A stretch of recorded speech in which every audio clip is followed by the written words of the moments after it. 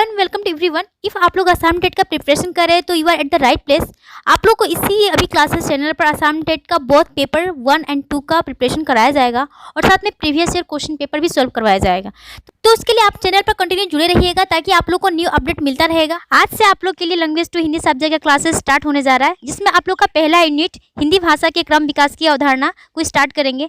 और बता दूं, इससे पहले आप लोग का 2019 का प्रीवियस ईयर क्वेश्चन पेपर को ऑलरेडी सॉल्व कराया जा चुका है। यदि आपने वो वीडियो नहीं देखा तो वीडियो के डिस्क्रिप्शन बॉक्स में लिंक शेयर कर दूंगी, आप वहां से वीडियो वॉच कर सकते हैं। साथ ही हम लोग हर एक टॉपिक को विस्तार रूप से पढ़ेंगे और उसके बाद उससे रिलेटेड एमसीक्यू क्वेश्चन सॉल्व करेंगे, ताकि हमारा जो टॉपिक होगा कंप्लीट होने के साथ साथ उसको रिवीजन भी अच्छी तरह कर सके। तो चलिए स्टार्ट करते हैं हमारा पहला टॉपिक, हिंदी भाषा के क्रम विकास की अवधारणा। इसमें क्या पढ़ना है आप लोग को, जो हिंदी भाषा का जो विकास हुआ था तो कौन कौन से अवस्थाओं से उसे गुजरना पड़ा था। तो सबसे पहले पॉइंट आता है, हिंदी भाषा का इतिहास लगभग 1000 वर्ष पुराना माना गया है। जो हिंदी भाषा का इतिहास, जैसे कि उसका जब इतिहास माना गया तो कब से उसके बारे में पढ़ना शुरू किया गया, कब उसका इतिहास को जानना शुरू किया गया, तो 1000 वर्षों से। सेकेंड आता है कि संस्कृत भारत की सबसे प्राचीन भाषा है, जिससे आर्य भाषा या देव भाषा भी कहा जाता है। मतलब कि जो संस्कृत भाषा है वो जितने भी भाषाएं हमारे भारत में, उन सबसे पुराना भाषा संस्कृत है। और इससे क्या कहते हैं हम, आर्य भाषा। ये आप लोग के एग्जाम में मैक्सिमम क्वेश्चन आता रहता है कि किस भाषा को आर्य भाषा या देव भाषा कहते हैं, या फिर ऐसा भी आ सकता है कि संस्कृत को किस भाषा से जानते हैं। तो यहाँ पे आप लोग का आ जाता है आर्य भाषा और देव भाषा। It is very important. And next है कि हिंदी इसी आर्य भाषा संस्कृत की उत्तराधिकारिणी मानी जाती है। मतलब कि हिंदी क्या है, संस्कृत की उत्तराधिकारिणी। ये भी इंपॉर्टेंट है। क्वेश्चन ऐसा क्वेश्चन आ जाएगा कि संस्कृत की उत्तराधिकारिणी क्या है, तो आप लोग का बहुत सारा ऐसा ऑप्शन रहेगा जिसमें आप लोग कंफ्यूज हो जाएंगे। तो कंफ्यूज होने की जरूरत नहीं है, आप लोग डायरेक्टली आपको इसको लिखना है कि हिंदी ही उसकी उत्तराधिकारिणी है। नेक्स्ट पॉइंट आता है कि हिंदी वस्तुतः फारसी शब्द है। जो हिंदी शब्द है वो कौन सा शब्द है, तो ये फारसी शब्द है। इसका अर्थ होता है हिंद, हिंद से संबंधित है। मतलब कि जो हिंद शब्द है ये कोई हिंदी शब्द नहीं है, ये फारसी शब्द है। ठीक है। एंड नेक्स्ट पॉइंट आता है, हिंदी शब्द की निष्पत्ति सिंधु, सिंध से हुई, क्योंकि ईरानी भाषा में स को ह बोला जाता था। क्योंकि हम लोग जानते हैं कि हिंदी जो शब्द है वो सिंध शब्द से आई है, तो वही जो सिंध है वो कैसे, तो सिंधु से आई है। आप लोग देख सकते हैं यहाँ पे जो हिंदी का निष्पत्ति हुआ है सिंधु से हुआ है। तो सिंधु जो शब्द था, ईरानी भाषा में स को ह बोला जाता है, वो स को ह बोलते हैं। इस प्रकार शब्द वास्तव में सिंधु शब्द का प्रतिरूप हिंदी हो गया। सिंधु एक नदी है और उस सिंधु को क्या बोलने लगे लोग, हिंदू। और वही हिंदू से क्या हो गया, कालांतर मतलब समय गुजरते गया वो हिंद शब्द को संपूर्ण भारत का पर्याय बनकर उभरा और लास्ट में वही हिंद से हिंद शब्द बन गया। ठीक है ना। इसके साथ नेक्स्ट पॉइंट देखेंगे तो नेक्स्ट है कि हिंदी भारोपीय परिवार की आधुनिक काल की प्रमुख भाषाओं में से एक है। यानी कि हिंदी भारोपीय परिवार की आधुनिक काल की एक जितनी भी उनकी भाषाएं हैं, उन भाषाओं में से हिंदी भी एक उनकी भाषा है। वही भारतीय आर्य भाषाओं का विकास क्रम इस प्रकार है। तो जो हमारा भारतीय आर्य जितनी भाषाएं हैं, उन आर्य भाषाओं में क्या उसका क्रम है आप लोग देख लीजिए। तो आता है संस्कृत, संस्कृत के बाद पाली, पाली से प्राकृत, प्राकृत से अपभ्रंश, हिंदी व अन्य आधुनिक भारतीय आर्य भाषा है। मतलब कि जो हिंदी का विकास हुआ सबसे पहले कौन से आर्य भाषा है, तो संस्कृत। संस्कृत के बाद आता है पाली, पाली से जाके प्राकृत, प्राकृत से जाके अपभ्रंश, अपभ्रंश के बाद और एक आता है जो कि यहाँ पे आप लोग का मेंशन नहीं है, अवहट। अवहट एक ऐसा भाषा है जो कि आप लोग को कुछ समय के लिए था, इसलिए बहुत से लोग नहीं जान पाते हैं कि अवहट क्या है। इसके बारे में आगे जाके वीडियो में आप लोग को बताने वाली हूँ कि अवहट क्या है। तो आप लोग बस इतना जान लीजिए कि सबसे पहले संस्कृत आया, संस्कृत से पाली, पाली से प्राकृत, प्राकृत से अपभ्रंश, अपभ्रंश के बाद में हिंदी हमारा आया और उसके बाद धीरे धीरे जाके अभी आर्य आधुनिक जो हमारी भाषा है उसमें जाके परिवर्तन हो गया। नेक्स्ट देखेंगे कि आधुनिक आर्य भाषाएं उत्तर भारत में बोली जाती है। जी, यहाँ से क्वेश्चन आप लोग को ऑलरेडी आ चुका है, क्योंकि क्वेश्चन इस तरह से आप लोग का था कि सबसे ज़्यादा हिंदी बोलने वाले क्षेत्र कौन सा है, तो उत्तर भारत। दक्षिण भारत की प्रमुख भाषाएं तमिल, जो कि तमिलनाडु में बोला जाता है, तेलुगु जो कि आंध्र प्रदेश, कन्नड़ कर्नाटक, और मलयालम जो कि केरल में। द्रविड़ परिवार की भाषाएं हैं। ये जो भाषाएं ये द्रविड़ परिवार की भाषाएं, इतना याद रखिएगा, द्रविड़। लेकिन हमारे जो ऊपर की जो आर्य भाषाएं थी वो भारतीय परिवार की थी, इतना आप लोग इसको माइंड रखिएगा। अब इसके साथ ही नेक्स्ट पॉइंट देखेंगे। नेक्स्ट जो हमारा आता है कि हिंदी का जन्म संस्कृत की ही कोख से हुआ है। जैसे कि हम लोगों ने पहले ही पढ़ा कि हिंदी का आदि जननी कौन है, संस्कृत। संस्कृत ही उसकी जननी है और संस्कृत के बाद पाली आया, पाली से प्राकृत आया, प्राकृत भाषा से होते होते अपभ्रंश तक हम लोग आए और अपभ्रंश के बाद में अवहट से गुजरते हुए हिंदी भाषा का विकास हुआ। हालांकि यहाँ पे लिखा हुआ है इसके 3500 से अधिक वर्षों के इतिहास को निम्नलिखित 3 भागों में विभाजित करके हिंदी की उत्पत्ति का विकास क्रम निर्धारित किया जा सकता है। जो कि पहला है प्राचीन भारतीय आर्य भाषा, यानी कि उसका समय क्या है, 1500 ईसा पूर्व से लेकर 500 ईसा पूर्व तक।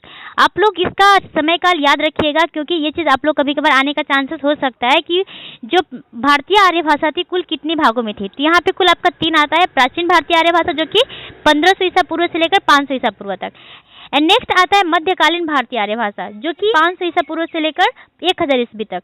एंड तीसरा आता है कि आधुनिक भारतीय आर्य भाषा, यह 1000 ईस्वी से लेकर अब तक से चल रहा है। तो यहाँ पे 3 आपका भारतीय आर्य भाषा है, एक प्राचीन भारतीय आर्य भाषा, दूसरा है मध्यकालीन भारतीय आर्य भाषा एंड तीसरा है आधुनिक भारतीय आर्य भाषा। अब हम तीनों आर्य भाषाओं के बारे में पढ़ेंगे 1 बाय 1 करके, और इसमें देखेंगे कि जो हिंदी का विकास हुआ, विकास होने में किस क्रम में और किन किन अवस्थाओं से गुजरना पड़ा था। तो सबसे पहले आता है प्राचीन भारतीय आर्य भाषा।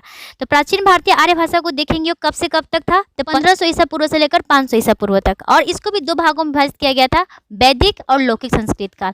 ये जो वैदिक संस्कृत काल था और जो लौकिक संस्कृत काल था कब से कब तक रहा ये देखेंगे। तो सबसे पहले इसके बारे में जान लीजिए, जो प्राचीन भारतीय आर्य भाषा था इस काल में क्या क्या हुआ था। तो इस काल में वेदों, ब्राह्मण ग्रंथों, उपनिषदों के अलावा वाल्मीकि, व्यास, अश्वघोष, भास, कालिदास तथा माघ आदि की संस्कृत रचनाओं का सृजन हुआ।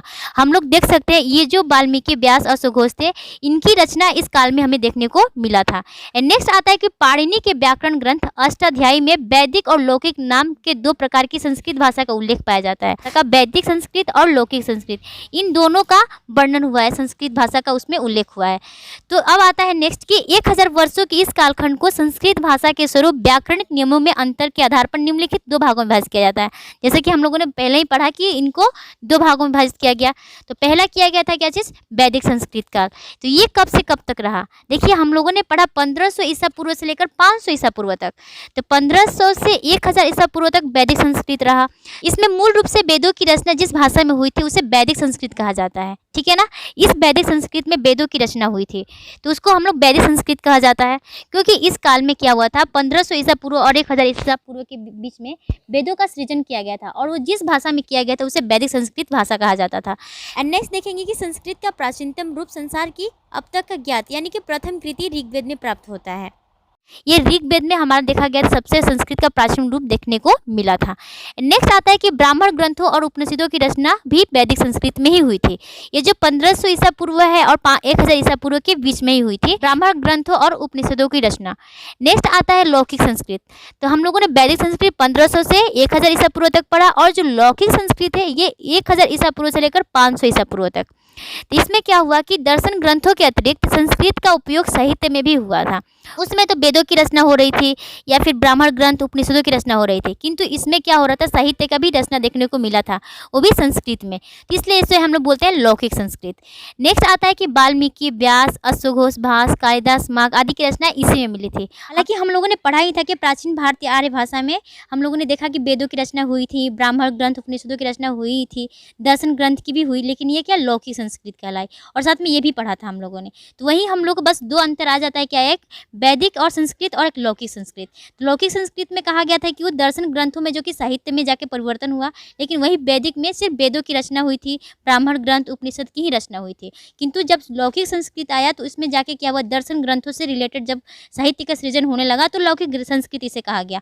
और तभी जाके इसमें देखा गया कि वाल्मीकि, व्यास जैसे लोगों ने क्या किया, अपनी साहित्य को सृजन किया था। नेक्स्ट देखेंगे कि पाणिनि और कात्यायन ने संस्कृत भाषा के बिगड़ते स्वरूप को संस्कार किया, यानी कि वैदिक संस्कृत से लेकर जब लौकिक संस्कृत आई तो पाणिनि और कात्यायन इन दोनों ने ही क्या किया था, जो संस्कृत का जो स्वरूप बिगड़ रहा था तो उन्होंने बिगड़ते स्वरूप को संभाला, मतलब संस्कार किया, सुधारा। मतलब कि सुधारने के बाद उन्होंने नियम के अनुसार संस्कृत को, जो वैदिक संस्कृत था तब जाके वैदिक संस्कृत से बेहतर क्या लौकिक संस्कृत में देखने को मिला था। इसका श्रेय किसको जाता है, पाणिनि और कात्यायन, जिसे हम लोग लौकिक या क्लासिकल संस्कृत भी कहा जाता है। जब इन दोनों ने एक नियमबद्ध बना दिया संस्कृत का कि ये नियम होता है और इस तरीके से क्या किया जा सकता है कि हम संस्कृत को जो भाषा है उसको और बेहतर बना सकते हैं, ये दोनों सुधारने का श्रेय किसको जाता है, तो पाणिनि और कात्यायन को जाता है। ठीक है, इसके बाद नेक्स्ट पॉइंट देखेंगे। तो नेक्स्ट पॉइंट आता है क्या चीज़ की, मध्यकालीन भारतीय आर्य भाषा। तो हम लोगों ने अभी पढ़ा क्या, प्राचीन भारतीय आर्य भाषा जो कि 1500 ईसा पूर्व से लेकर 500 ईसा पूर्व था, लेकिन अब ये पढ़ेंगे क्या चीज़, जो 500 ईसा पूर्व से लेकर 1000 ईस्वी तक। तो इसमें भी प्राचीन आर्य भाषा की तरह जिसे उसमें वैदिक और लौकिक था, तो इसमें भी 3 भागों में बांटा गया था, पाली, प्राकृत एवं अपभ्रंश। जो पाली था, प्राकृत एवं अपभ्रंश, किस तरह से उसमें क्या क्या परिवर्तन हुआ और कब से कब तक रहा वो देखेंगे। तो पाली रहा 500 ईसा पूर्व से लेकर 1 ईस्वी तक, 1 ईस्वी तक रहा। तो इसमें क्या क्या हुआ था देख लीजिए। संस्कृत कालीन बोलचाल की भाषा विकसित होते होते या यूँ कहें कि सरल होते होते 500 ईसा पूर्व के बाद काफ़ी बदल गई, जिसे पाली नाम दिया गया। यानी कि जो संस्कृत भाषा थी उसको बोल चाल की भाषा बना दिया गया और बोलचाल करते करते वो भाषा इतनी सरल हो गई कि उसका नाम बदलकर पाली नाम रख दिया गया। इसके बाद आता है कि इसे सबसे पुरानी प्राकृत और भारत की प्रथम देश भाषा कहा जाता है। यस, ये क्वेश्चन आप लोग को बहुत बार एग्जाम में रिपीटेड हो चुका है, न कि Assam TET other competitive exam में भी आता है कि पाली को कौन सी भाषा के रूप में जानते हैं। तो पुरानी प्राकृत के रूप में भी जानते हैं और जानते हैं भारत की प्रथम देश भाषा। तो भारत के प्रथम देश भाषा किससे कहते हैं, तो पाली को कहते हैं। नोट डाउन कर लीजिएगा। नेक्स्ट है कि मगध प्रांत में उत्पन्न होने के कारण श्रीलंका के लोग इसे मागधी भी कहते हैं। ठीक है ना, ये जो भाषा थी मगध प्रांत में उत्पन्न हुआ, इसीलिए श्रीलंका के जो लोग हैं इसे मागधी कहते हैं।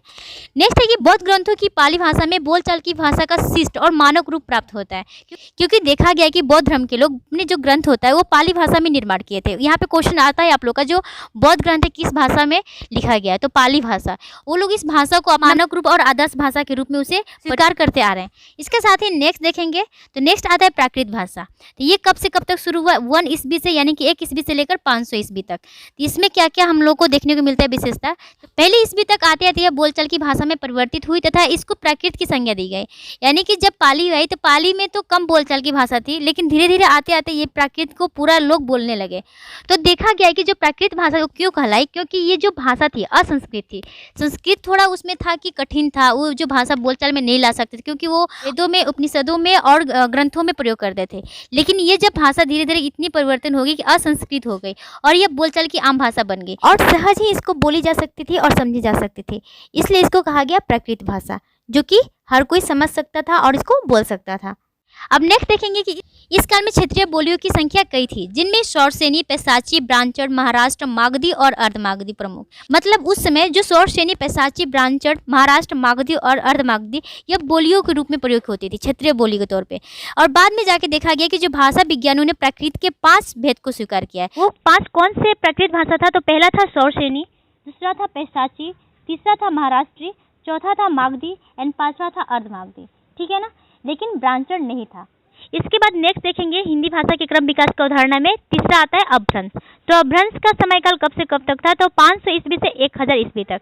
इसमें आता था कि जो भाषा वैज्ञानिक दृष्टि से अपभ्रंश भारतीय आर्य भाषा के मध्यकाल की अंतिम अवस्था है, और यही जो भाषा थी, जो हमारे भारतीय आर्य भाषा, ये सबसे इसको अंतिम अवस्था माना गया था, जो प्राकृत और आधुनिक भाषाओं के बीच की अवस्थिति है। कुछ दिनों बाद प्राकृत में भी परिवर्तन हो गया और लिखित प्राकृत का विकास रुक गया, परंतु कथित प्राकृत विकसित अर्थात परिवर्तित हो गई। हम लोगों ने पहले ही पढ़ा था कि धीरे धीरे क्या हुआ था, प्राकृत में परिवर्तन आया था, प्राकृत में लिखित रूप आया और लिखित होते होते उसको कथित में भी लोग बोलचाल की भाषा को भी अपनाने लगे थे। वही जो लिखित प्राकृत के आचार्यों ने इसी विकासपूर्ण भाषा का उल्लेख करते हुए उन्होंने अपभ्रंश का नाम दे दिया। जब उन्होंने लिखित रूप दिया तो उसको अपभ्रंश नाम दे दिया, और इन आचार्यों के अनुसार अपभ्रंश शब्द का अर्थ होता है बिगड़ी हुई भाषा। ये क्वेश्चन आप लोग का एग्जाम में आया है कि अपभ्रंश का अर्थ क्या होता है, तो अपभ्रंश का अर्थ होता है बिगड़ी हुई भाषा। अब नेक्स्ट देखेंगे इसमें कि प्रसिद्ध भाषा वैज्ञानिक डॉक्टर भोलानाथ तिवारी जी ने क्या कहा था कि विभिन्न प्राकृतों से विकसित अपभ्रंश के निम्नलिखित 7 भेद हैं।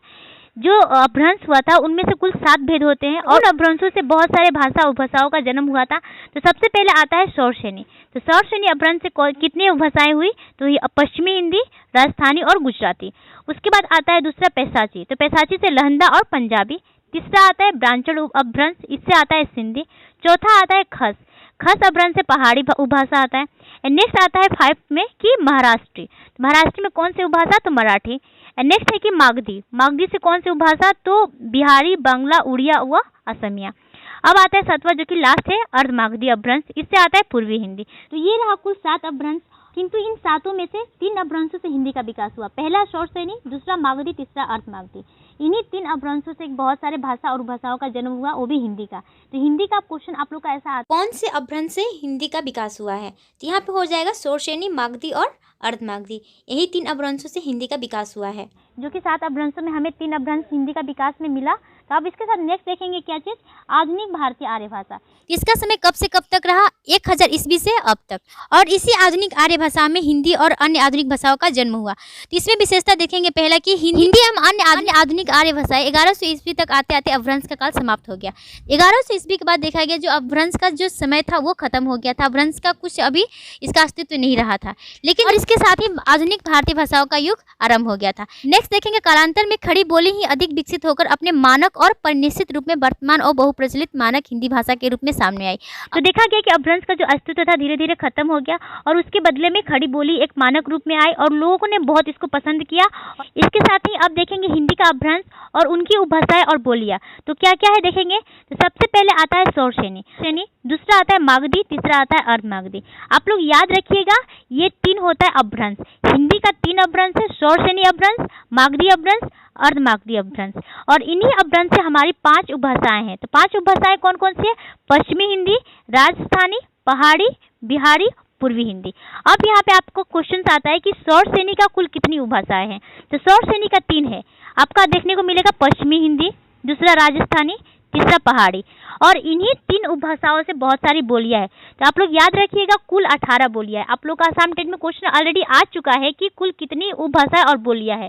तो बोलियां 18 बोलियां है और कुल 5 उपभाषाएं हैं और 3 अपभ्रंश है। तो तीनों अपभ्रंश में सबसे पहले सौर श्रेणी का आता है कि पश्चिमी हिंदी। तो इन पश्चिमी हिंदी में कौन कौन सी बोलियां आती है, पहला आता है हरियाणवी, दूसरा आता है खड़ी बोली, तीसरा ब्रज भाषा, चौथा बुंदेली, पांचवा कनौजी एंड 6 में निमाड़ी। ठीक है। एंड नेक्स्ट राजस्थानी जो उपभाषा है, राजस्थानी का भी 4 बोलियां है, पहला मरवाड़ी, दूसरा जयपुरी, तीसरा मेवाती, चौथा मालवी।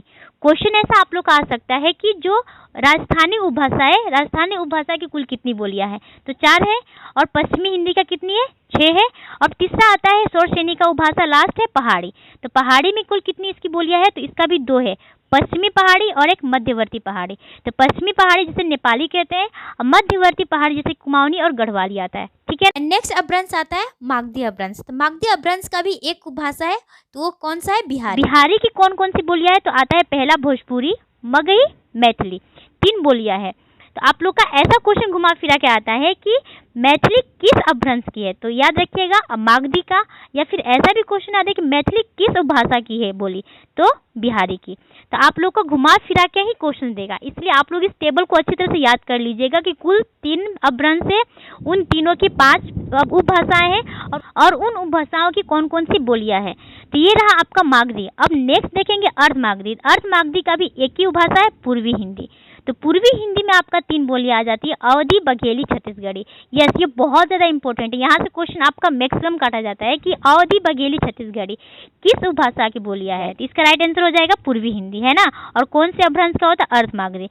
तो ये आप लोग का टेबल है, इस टेबल को आप लोग अच्छी तरह से याद कर लीजिएगा। लगने से आप लोग इसको लिख के प्रैक्टिस कीजिएगा, क्योंकि यहाँ से 1 या 2 क्वेश्चन बनता ही बनता है। और वैसे भी आप लोग का जो हिंदी विकास क्रम की अवधारणा जो पढ़ना है, तो सबसे ज़्यादा इंपॉर्टेंट आप लोग का यही है। यही से आप लोग का 1-2 क्वेश्चन बनता है। यदि आप लोग इसको अच्छे से समझ लिए तो इसका मतलब आप लोग लिख पाएंगे। इसके साथ ही नेक्स्ट पॉइंट देखेंगे। ये जो पॉइंट है आप लोग को हिंदी से रिलेटेड कुछ इंपॉर्टेंट फैक्ट है जो कि आप लोग के एग्जाम में आता ही आता है। पहला है अपभ्रंश और आधुनिक हिंदी के बीच की कड़ी के रूप में भाषा के एक और रूप प्राप्त होता है, जिसे विद्वानों को एक वर्ग अवट कहता है। यस, यहाँ से आप लोग का क्वेश्चन आया था कि अपभ्रंश के बाद और हिंदी का जन्म मतलब हिंदी का विकास होने से पूर्व कौन सा एक अवस्था जो गुजरा था कि हिंदी का विकास हुआ था। तो आप लोग को बता दो अवट ही था। वही अधिकांश विद्वान इसे अपभ्रंश ही मानते हैं, क्योंकि जो अपभ्रंश के बाद थोड़े से जब सुधार उसका भाषा में जो सुधार हुआ था, जो परिवर्तन हुआ था, अवट ही आया था। अवट के बाद में जाके हिंदी का स्वरूप आया। इसलिए इसे ज़्यादातर लोग नहीं जानते हैं, क्योंकि जो अवट आया था बहुत कम समय के लिए आया था और बहुत सारे विद्वान इसके बारे में उतना वर्णन नहीं किए हैं जितना कि अपभ्रंश हो गया और भाषा हो गया। इसके बाद देखा गया कि अवट नाम स्पष्ट रूप से विद्यापति की कृति लता में आता है। विद्यापति की पदावली आप लोगों ने पढ़ा होगा। विद्यापति की कुछ कृति लता, कृति पताका उनकी रचना है। तो उनकी जो कृति लता उन्होंने लिखा है क्या, देसिल बयाना सब जन मीठा ते तहसन जंपो अवट्टा। यानी कि उन्होंने इस पंक्तियों में ये कहा है कि देसियल बयान, क्योंकि देसी कथन में उन्होंने लिखा है कि अवट को एक ही माना है। उन्होंने इन पंक्तियों में देसिल बयान लिखकर एक बात बोला है क्या, मतलब कि देसी बयान मतलब तो देसी कथन और अवट को उन्होंने एक ही माना है। यहाँ पे उन्होंने अवर्ट एक शब्द को जोड़ दिया है क्योंकि दोनों जो शब्द एक ही जैसा इनके लिए है। अवर्ट को अभ्रंश से भिन्न मानने वाले विद्वान इसे हिंदी का पूर्व रूप मानते हैं, क्योंकि जो लोग इसको स्वीकार नहीं करते हैं कि अभ्रंश के बाद अवर्ट आया था, लेकिन उसको ये बोलते हैं कि हिंदी का पूर्व का ही अवस्था है अवर्ट। यही हिंदी भाषा का पूर्व अवस्था अवर्ट भाषा है। इसके बाद हम कह सकते हैं कि अवर्ट जो है, अवर्ट को हिंदी और अभ्रंश को जोड़ने वाली जो कड़ी है वो कड़ी ही कौन है? अवर्ट है अभ्रंश को, और इसको स्वीकारा भी गया है। इतना याद रखिएगा, इसको स्वीकारा गया है अवर्ट को। और इससे रिलेटेड महत्वपूर्ण तथ्य को भी हम लोगों ने देखा और पढ़ा भी और समझा भी। तो नेक्स्ट वीडियो में नेक्स्ट टॉपिक के साथ मिलते हैं, तब तक के लिए थैंक यू।